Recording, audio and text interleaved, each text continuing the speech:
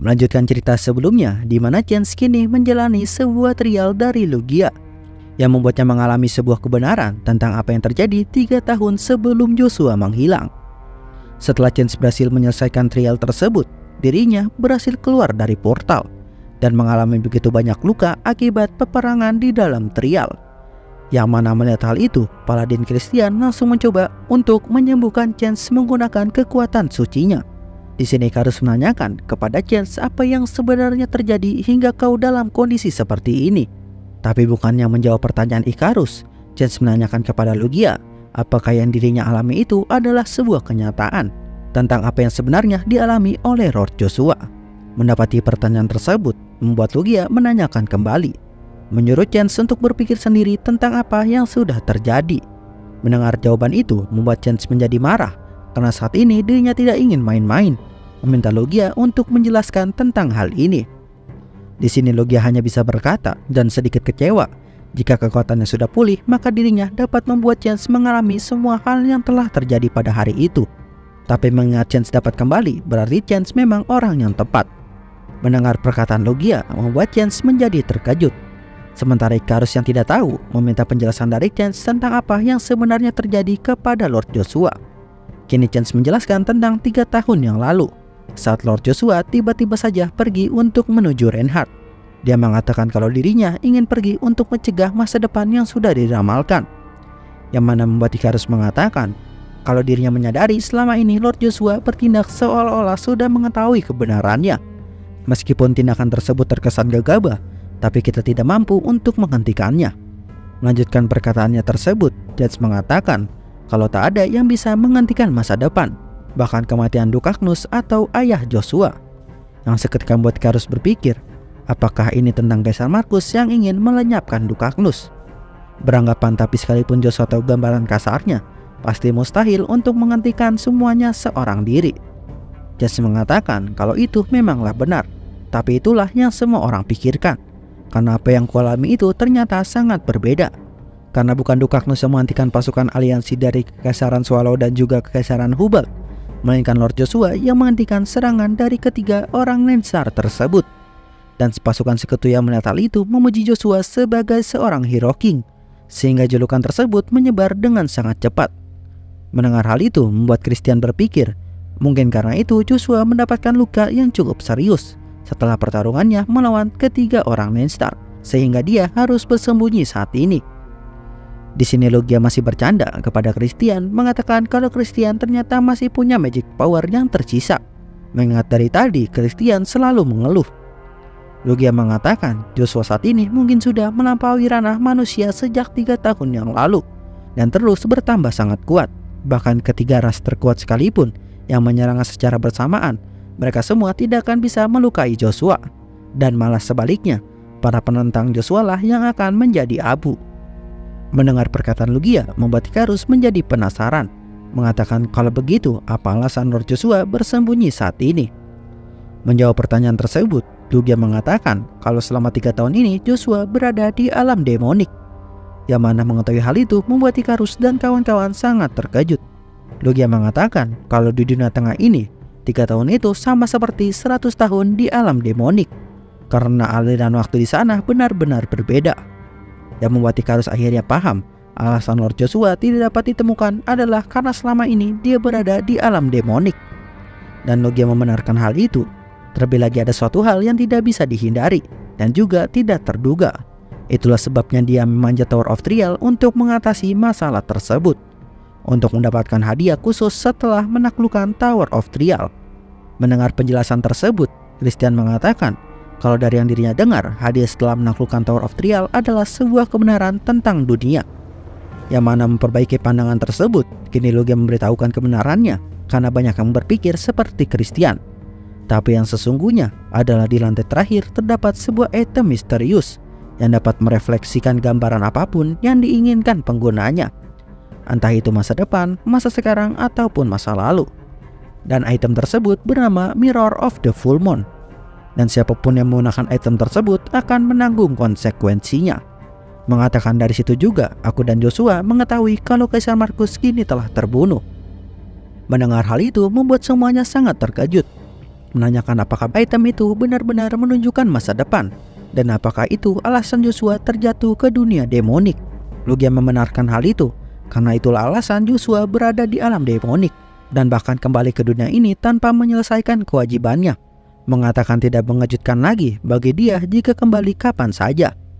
Seketika membuat Ika harus berpikir, kenyataan tuannya harus menghabiskan hidupnya seorang diri di dunia demonik, dan konsekuensi yang ditanggung membuat dirinya mempertanyakan kenapa tuannya berusaha menanggung semua ini sendirian.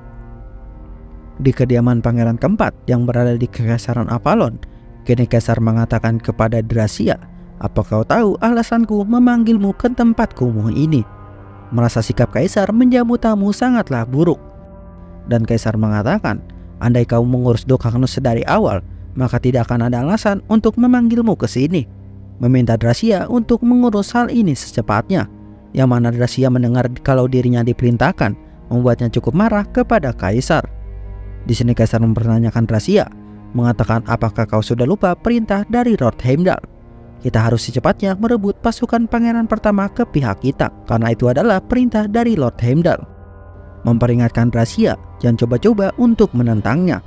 Mendengar hal itu membuat Dracia menjadi menurut, dan dirinya akan segera mengurus keluarga Dokagnus.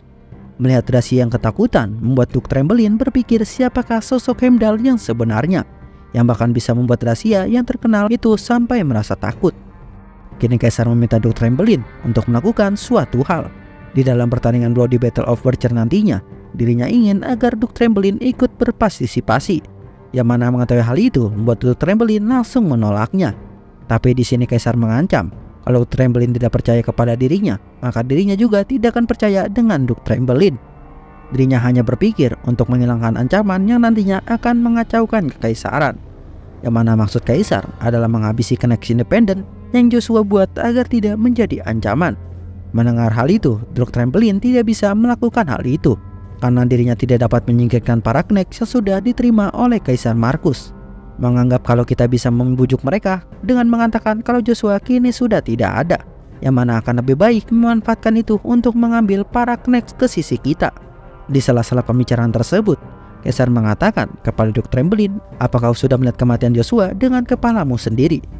Yang mana seketika membuat Duke Trembelin cukup terkejut. Di sini Kaisar mengatakan kalau dirinya tidak tahu apa yang Duke Trembelin sembunyikan dari dirinya. Tapi dirinya adalah pewarisah dari Kekaisaran Avalon dan bukannya Pangeran Kaisar ataupun Kaizen. Karena sebelum Kaisar Markus menghilang, dia telah menunjukku sebagai penerusnya dan memberikan cincin yang menjadi lambang Kekaisaran Avalon sebagai bukti. Menganggap kalau dirinya lah satu-satunya orang yang tahu akan kondisi Kaisar. Setelah menunjukkan cincin tersebut kepada Duke Trembelin dan juga Dracia, Kaisar ingin agar Duke Trembelin mematuhi perintahnya. Melihat cincin tersebut membuat Duke Trembelin berpikir kalau cincin itu memang benar cincin yang selalu dibawa oleh Kaisar Markus. Tapi yang dari dirinya tahu, sang Kaisar tidak akan pernah memberikan lambang itu kepada siapapun, termasuk anaknya sendiri.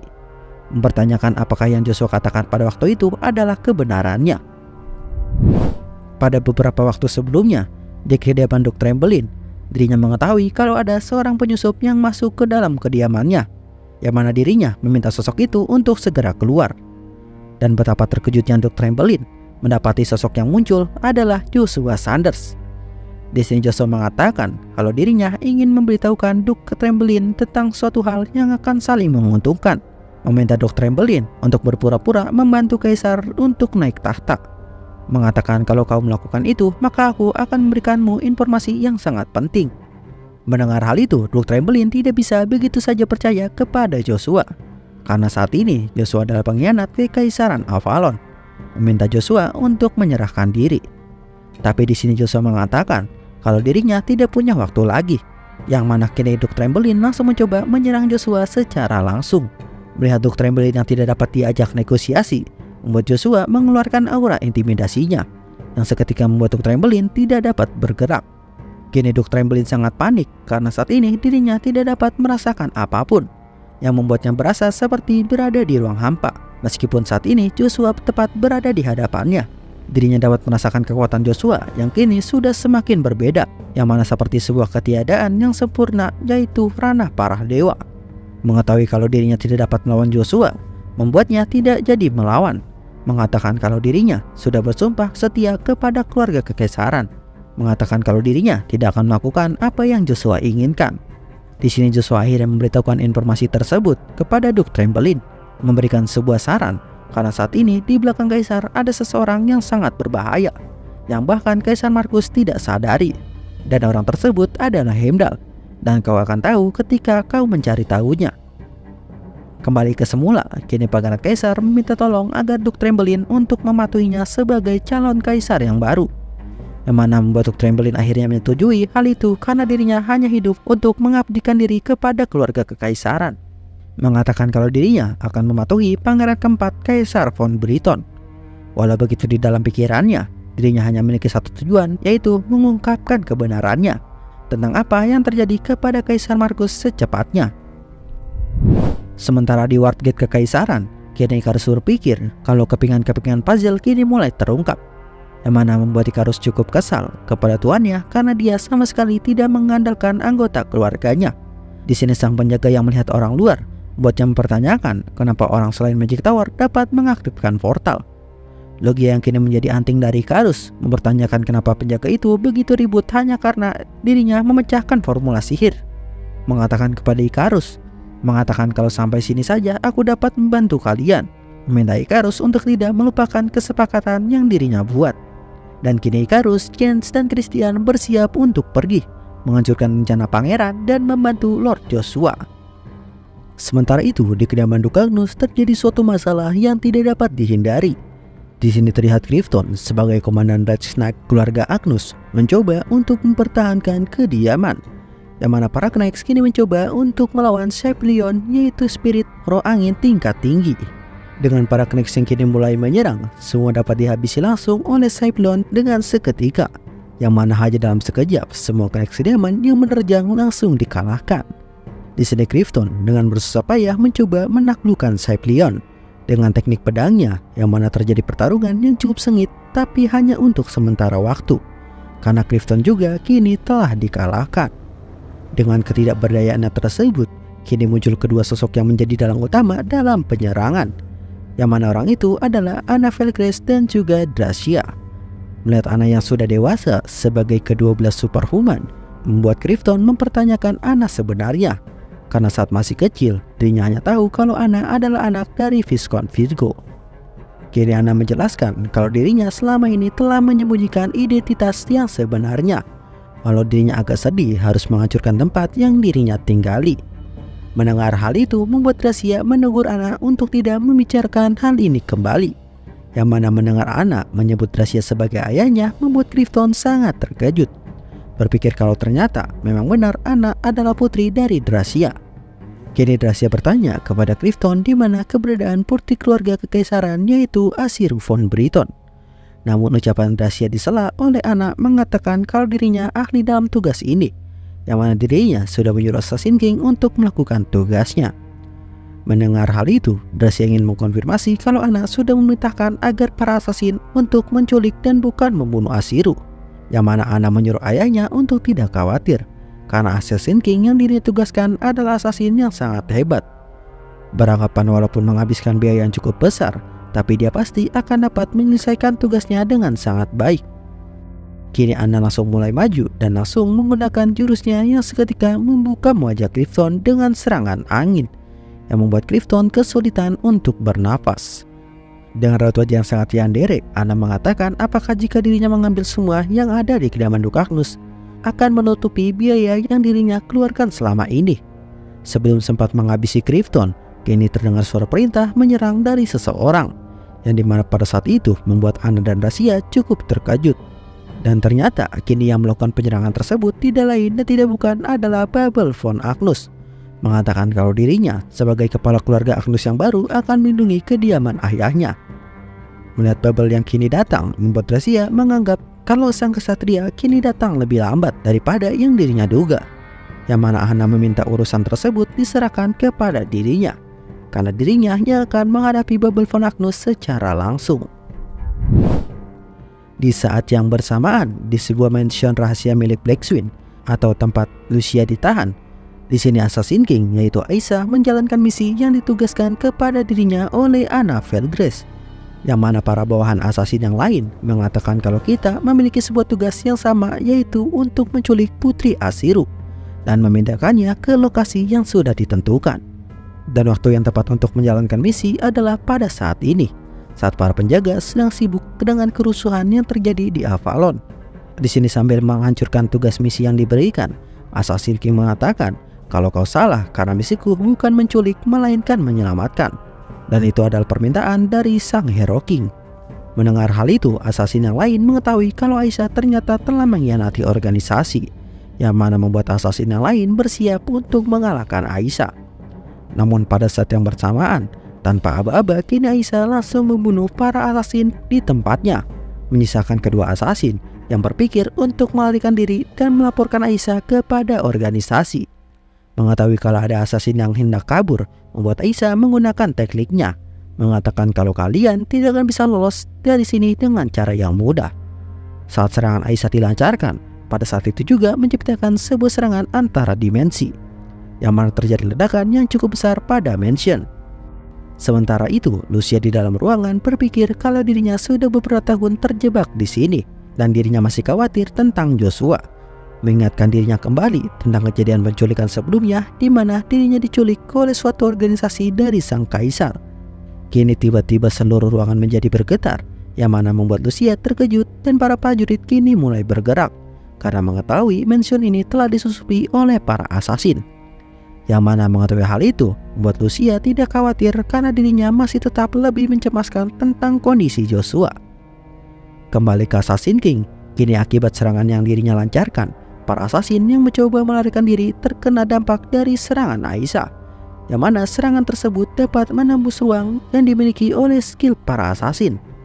Di sini salah satu assassin yang terluka mengatakan kalau tidak peduli kau berusaha kabur nantinya, semuanya akan sia-sia karena Dark Emperor akan mengejarmu. Mendengar hal itu, Assassin King menjawab kalau di sini bukan akulah yang menjadi mangsa, melainkan kalian semua. Sementara di kediaman Duke Agnus, kini peperangan masih terus terjadi, yang dimana kediaman mulai hancur secara perlahan. Di sini Bubble von Agnus sebagai kepala keluarga Agnus yang baru bersusah payah bertarung untuk melindungi kediaman ayahnya, yang dimana terlihat Bubble von Agnus yang masih terus bersikeras mempertahankan kediaman. Melihat hal itu membuat anak meminta Bubble untuk menyerah saja, karena riwayat keluarga Agnus akan segera berakhir di sini.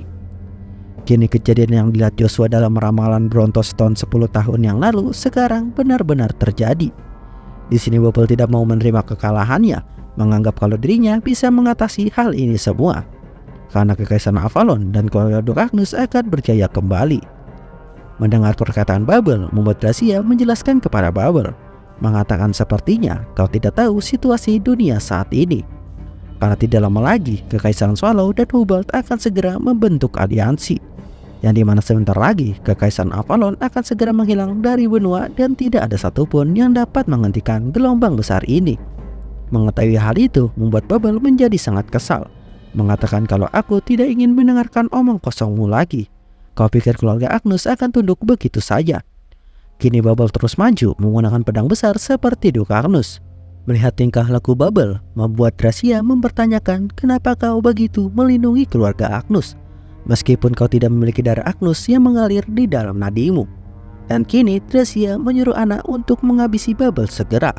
Dan akibat serangan Cylon, kini Bubble terkena serangan tersebut, yang mana selagi dirinya hampir kehilangan kesadaran dan sudah tidak berdaya, Bubble berpikir kalau sama-sama dirinya mengetahui kalau dirinya bukanlah keturunan dari keluarga Agnus.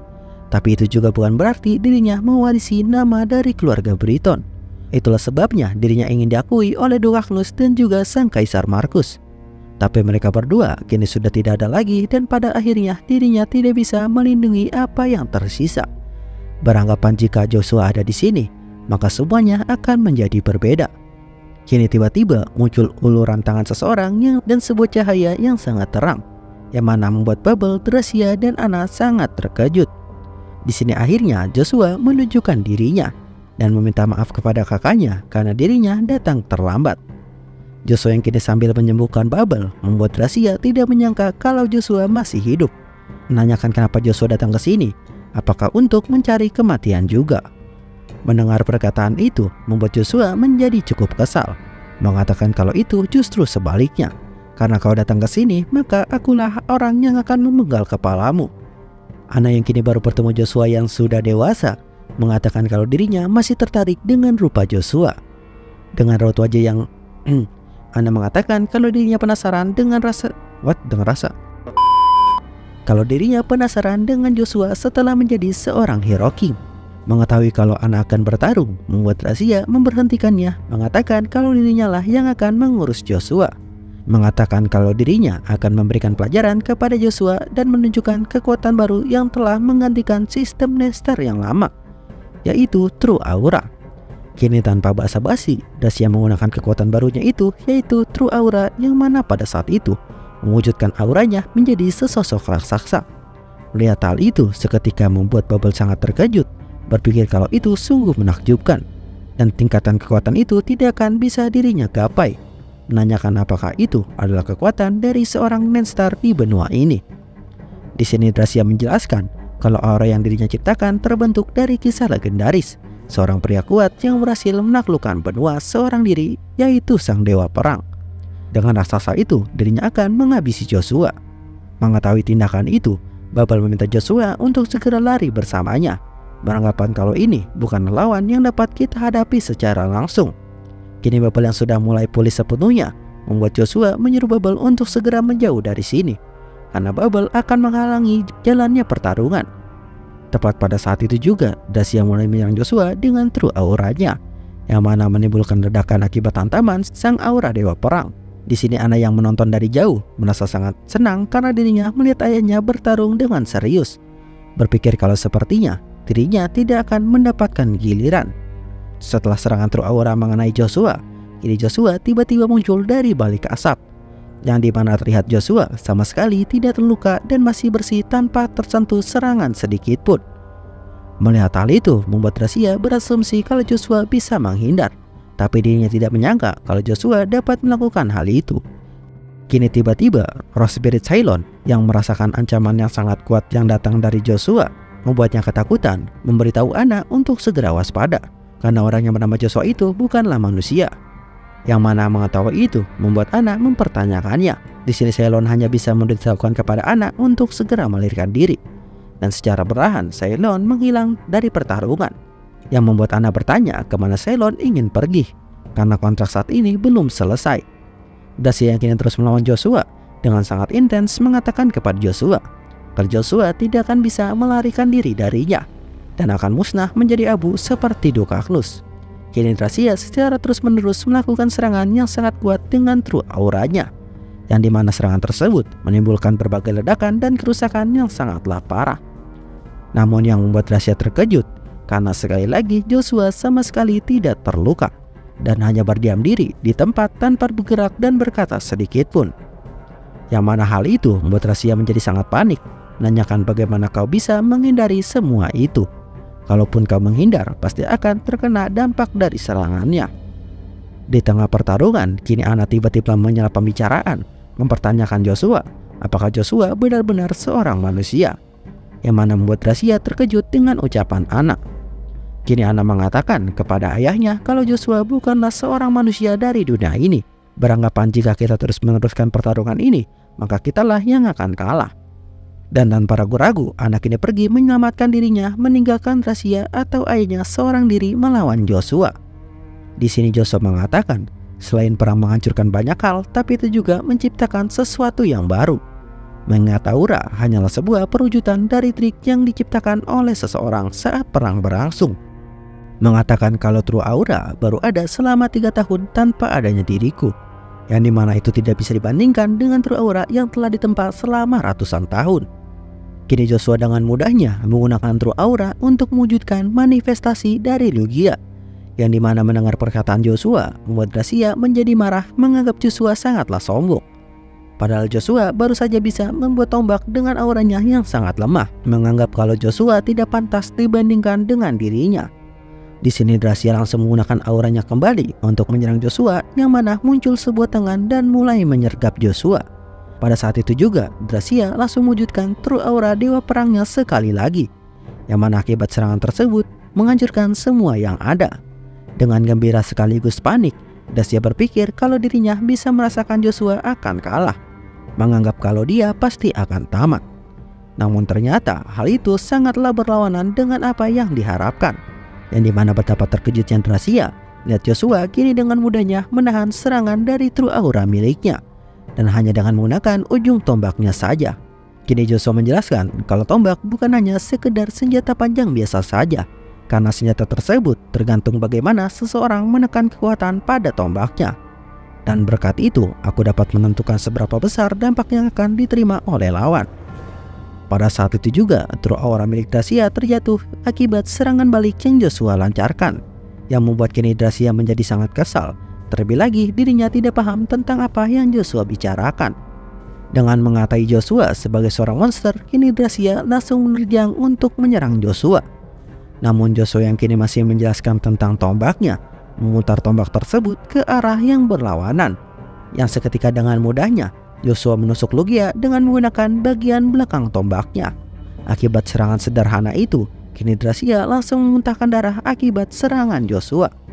Dan setelah penjelasan dari Joshua menanyakan kepada Dacia apakah Dacia sudah mengerti tentang tombak yang selama ini terabaikan sampai sekarang. Yang mana mendengar hal itu, di sini Dacia yang sudah terluka berpikir kalau serangan Joshua telah menghancurkan kolam mananya, dan hanya dengan satu serangan itu membuat True Aura yang dimilikinya berlahan semakin menghilang. Pertanyakan apakah ini adalah akhirnya. Joshua kini mengatakan kalau aku sudah siap dengan takdirku untuk mengambil tahta yang telah dicuri oleh Lucifer, bahkan dengan meminjam kekuatan dari yang lain. Dan semoga kau dilupakan oleh orang-orang sebagai raja yang malang yang kehilangan nyawanya di negeri yang jauh. Mendengar perkataan Joshua membuat Dacia menjadi sangat marah, mengatakan apa kau pikir aku akan dilupakan begitu saja?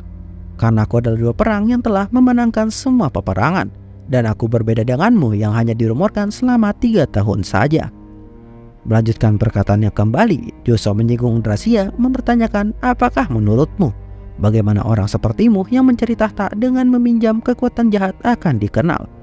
Dan bahkan saat ini pun orang-orang tidak mengenal kau melainkan Kaisar Lucifer, sang pahlawan dari kekaisaran Swallow, yang mana dia lebih dipuja daripada keluarga kerajaan Swallow sendiri.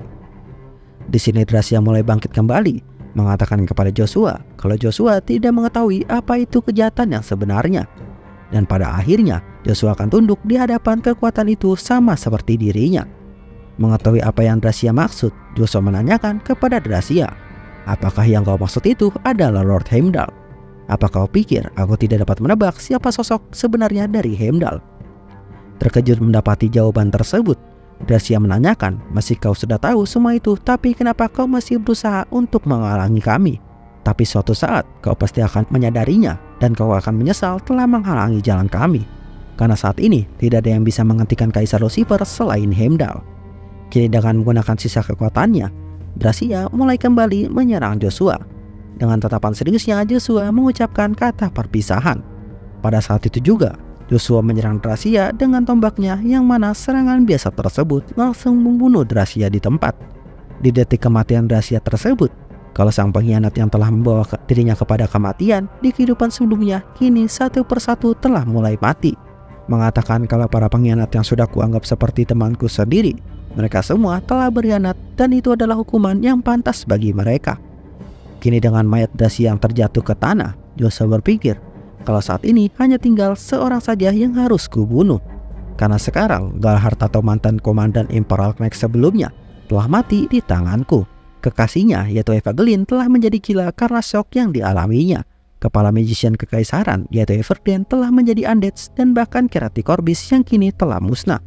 Dan dengan itu semua sekarang hanya tersisa satu orang saja, dan dia adalah sahabatku di kehidupan sebelumnya, mengatakan kalau aku akan segera menemuimu, Kaisar von Briton.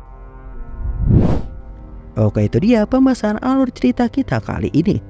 Ya, seperti yang sudah kalian lihat, kita semakin dekat dengan ending dari cerita Joshua, yang mana balas dendam semua telah terwujud dan hanya tersisa satu orang saja yang menjadi target balas dendam dari Joshua, yaitu pangeran keempat Kaisar von Briton.